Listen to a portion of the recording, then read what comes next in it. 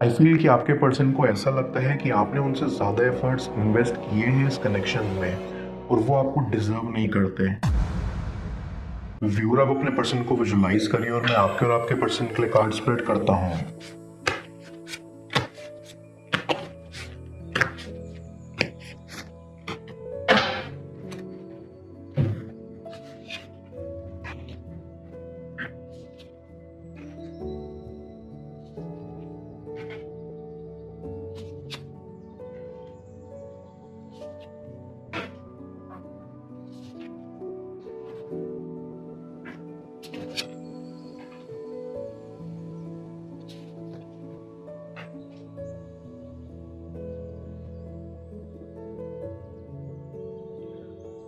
I can sense कि आपका connection बहुत ही खूबसूरत था शुरुआत के दौर में। ऐसा भी नहीं था कि सिर्फ आपकी साइड से ही एफर्ट्स इन्वेस्ट होते थे, लेकिन आपके पर्सन की साइड से भी इक्वल एफर्ट्स रहे थे।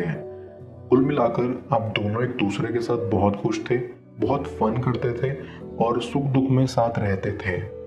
लेकिन जैसे हर चीज़ को एक ना एक दिन ख़त्म होना ही होता है, वैसे ही आपके कनेक्शन के साथ भी कुछ ऐसा ही हुआ। आई कैन फील कि आप दोनों की लाइफ में बहुत स्ट्रेस आ गया था, करियर को लेकर, जॉब को लेकर, फैमिली को लेकर, जिस वजह से आप दोनों ही इस कनेक्शन को वक्त नहीं दे पा रहे थे और उसी वजह से आपके बीच में मिसअंडरस्टैंडिंग्स भी हुई और आर्ग्यूमेंट्स भी हुए और एट द एंड कनेक्शन बिखर सा गया। आई सेंस कि आपको बहुत हर्ट हुआ होगा, क्योंकि कोई भी खूबसूरत एहसास अगर यूं आखिर में आकर ख़त्म हो जाए या यूं लगे कि आप उस खूबसूरत पलों को दोबारा नहीं जी सकते, तो आप बिखर से जाते हो और सेम आप भी वैसा ही फील कर रहे हो। आई सी कि आपका पर्सन बहुत बिजी हो गया था, उनके बहुत बड़े बड़े सपने थे, उनके कुछ खास गोल्स थे जो उनको पूरा करने थे किसी भी हालत में, और उनको प्रमोशन भी चाहिए था जॉब में।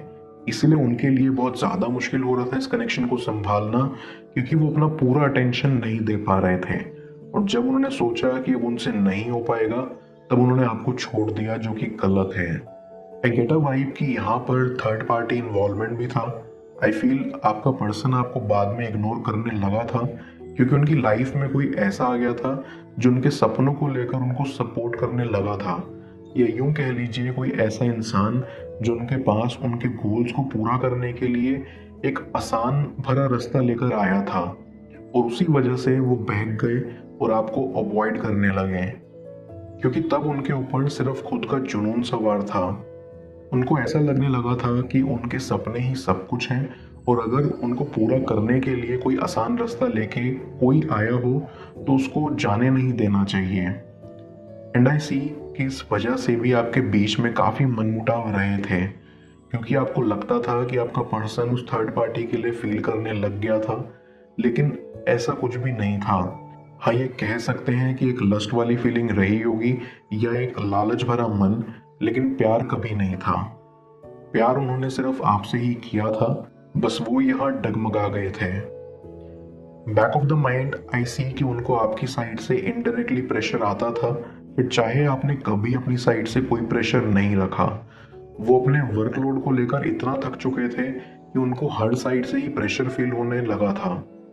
उनकी बस यही इच्छा रह गई थी कि किसी भी तरह ये सारी चीज़ें ख़त्म हों, और अपने स्ट्रेस के चलते उन्होंने ये नहीं देखा कि ये कनेक्शन कितना प्योर था, इसको वैल्यू देनी चाहिए थी और यूं बीच में आकर नहीं छोड़ना चाहिए था।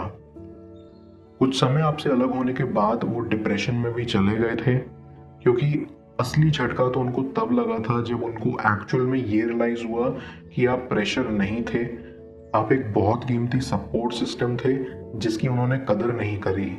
अब आपके पर्सन को ऐसा लगता है कि आपकी लाइफ कोई खेल नहीं है, कि जब चाहे वो आना चाहें तो आ सकते हैं और जब चाहे जाना चाहें तो जा सकते हैं। उनको ये एहसास होने लगा है कि उन्होंने कितनी बड़ी गलती की है आपके साथ ऐसे बिहेव करके। उनको शर्मिंदगी महसूस होती है कि वो किस तरह आपसे नज़रें मिलाने की हिम्मत जुटा पाएंगे। आई गेट अ वाइब कि आपके पर्सन के सारे फ्रेंड्स आज लाइफ में कामयाब हैं, क्योंकि उन्होंने उनका साथ नहीं छोड़ा जो उनके करीब थे, लेकिन आपके पर्सन ने आपका साथ छोड़ दिया था। अब आपका पर्सन कामयाब तो नहीं है, लेकिन दुखी बहुत है। जब कभी उनके दोस्त आपके बारे में उनसे पूछते हैं तो उनके पास कोई जवाब नहीं होता देने को, अपने दोस्तों को देखकर उनको और गहरी चोट पहुंचती है और ये सबक भी सीखने को मिलता है कि हमें कभी भी उसका साथ नहीं छोड़ना चाहिए जिसने हमारा नहीं छोड़ा। कहीं ना कहीं आई फील कि ये उनके कर्मों की सजा है और वो भुगत भी रहे हैं। अब आपका पर्सन आपसे बात करना चाहता है, उनको ये लगता है कि सिर्फ आप उनकी मदद कर सकते हैं उनको कामयाब करने में, क्योंकि आप काफ़ी इंटेलिजेंट हैं और अंदर ही अंदर आपका पर्सन इतना फ्रस्ट्रेटेड हो चुका है अपने आप से, अपने बिहेवियर से, कि आज उनकी फैमिली भी उनके साथ नहीं है बिकॉज आपके पर्सन ने उनको कभी भी टाइम नहीं दिया। अब ना तो उनके पास कोई ऐसा इंसान है जिससे वो दिल की बात कर पाए और ना ही कोई ऐसा जिसकी वो सुन पाए। इसलिए वो चाहते हैं कि आपसे दोबारा मुलाकात हो और ये कनेक्शन इम्प्रूव हो। डीप डाउन आई फील कि आपको बहुत हर्ट हुआ है आपके पर्सन से। आपको बहुत उम्मीद थी कि ये कनेक्शन हमेशा के लिए रहेगा और आपका पर्सन आपको कभी बीच में छोड़ के नहीं जाएगा। लेकिन क्योंकि सच्चा प्यार कभी मरता नहीं है, इसलिए आप आज भी उनके लिए फील करते हो और उनका अच्छा ही चाहते हो। बस आपकी ये ख्वाहिश है कि उनको अपनी गलतियों का एहसास हो और आपकी कमी महसूस हो, जो उन्हें डेफिनेटली हो रही है। मैं कार्ड्स को क्लैरिफाई करता हूँ, तब तक आप प्रॉपर एनर्जी एक्सचेंज के लिए इस रीडिंग को लाइक कर दें और पर्सनल रीडिंग के लिए आप मुझे ऊपर दिख रहे हैं व्हाट्सएप नंबर पर अप्रोच कर सकते हैं।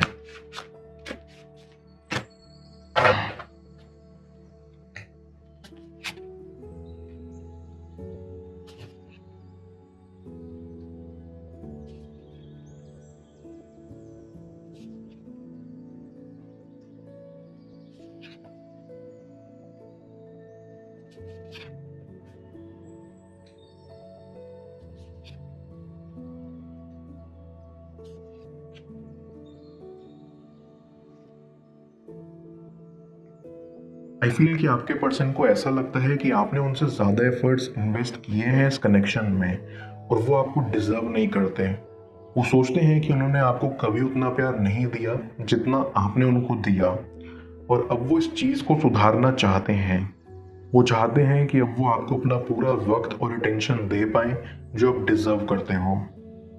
आई कैन सेंस कि आप भी उनको एक दूसरा मौका देना चाहते हैं और ये बहुत अच्छा साबित होगा आपके लिए, क्योंकि आपको एक क्लैरिटी मिलेगी इस सिचुएशन को लेकर। आपको समझ में आएगा कि आपका पर्सन क्या फील करता है और कैसी सोच रखता है आपको लेकर। फिर आप अच्छे से अपने डिसीजन ले पाएंगे कि आपको आगे क्या करना है। आई ऑल्सो फील कि आपका पर्सन, क्योंकि वो बहुत शर्मिंदा है अपनी हरकतों की वजह से, इसलिए वो आपके दोस्तों के जरिए आप तक मैसेज पहुंचा सकते हैं आपसे मिलने के लिए। ऐसी कि वो यहाँ बेताब भी होंगे आपसे बात करने के लिए, क्योंकि उनको लगता है कि सिर्फ आप ही हैं जो उनकी सच्चे मन से परवाह करते हैं और अब वो आपको किसी भी कीमत पर खोना नहीं चाहते। इसलिए वो आपके दोस्तों से भी सलाह मशवरा करते रहते हैं कि आपको कोई सरप्राइज दें या आपके लिए कुछ स्पेशल प्लान किया जाए जिससे आप खुश हो जाएं और आपकी सारी नाराजगी दूर चली जाए। आप दोनों ने अपनी फैमिलीज को भी अपने कनेक्शन के बारे में बता रखा था और आपकी शादी की बात भी चलना शुरू हो गई थी, लेकिन बीच में आकर चीजें खराब होने की वजह से आपकी शादी में अड़चन आ गई। इसीलिए भी आप दोनों के ऊपर प्रेशर था कि फैमिलीज को कैसे डील करेंगे और अब आप दोनों के परिवार चाहते हैं कि आपका रिश्ता एक बार फिर बंध जाए और अब इस बार ऐसा बंधे कि दोबारा टूटे ही ना कभी। ऐसी कि आपके पर्सन को लगने लगा था कि आपको एक स्टेबल पार्टनर चाहिए और इसीलिए वो स्टेबिलिटी पर काम करने लग गए थे। लेकिन आप तो हमेशा से उन्हीं को पसंद करते थे जैसे वो थे।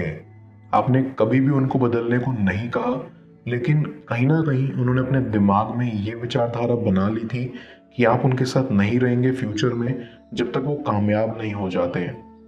इसीलिए भी उन्होंने सोचा कि अपने काम पर ध्यान दिया जाए। हालांकि उनका ये विचार गलत था। उनको आपको यूं बीच में नहीं छोड़ना चाहिए था, क्योंकि आपने तो हमेशा उनको सपोर्ट ही करा है, फिर चाहे सिचुएशन कैसी भी रही हो, बिना किसी उम्मीद के। बट आई बिलीव कि आने वाले दिन आपके लिए बेहद ही खास होने वाले हैं, क्योंकि जिस दिन का आपको इंतजार था वो आने वाला है। आपकी जिंदगी खुशियों से भरने वाली है, आपकी सारी परेशानियां चली जाएंगी। आपका पर्सन आपसे वो सब कह पाएगा जो वो कहना चाहता है और जल्दी आप दोनों के बीच सब कुछ ठीक हो जाएगा। मैं ओरेकल ऑफ द फेरीज की मदद से यूनिवर्स से आपके एडवाइस पूछूंगा। देखते हैं यूनिवर्स आज आपको क्या एडवाइस करना चाह रहा है।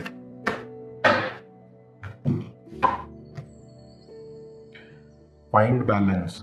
ये फेरी आपको गाइड करना चाहती है कि आपको अपने काम, रिलेशनशिप्स, खुद के लिए प्ले टाइम, इन सब के बीच एक बैलेंस फाइंड करने की जरूरत है एंड उस पर आपको काम करना चाहिए। सभी चीज़ों के बीच बैलेंस ढूंढने से आप अपनी लाइफ में ज़्यादा एनर्जी, हार्मनी और मैनिफेस्टेशंस को तेज़ी से अट्रैक्ट करोगे। इस फेरी के ज़रिए मुझे ये भी फील हो रहा है कि आप खुद पर कम ध्यान दे रहे हो। आई फील बैलेंस के साथ साथ आपको सेल्फ लव पर भी फोकस करना चाहिए।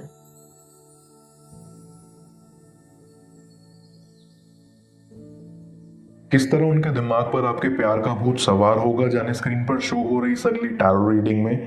पेड पर्सनल रीडिंग के लिए आप मुझे ऊपर दिख रहे व्हाट्सएप नंबर पर अप्रोच कर सकते हैं। मैं मिलता हूं आपसे दोबारा अगली टैरो रीडिंग में। Till then, bless you.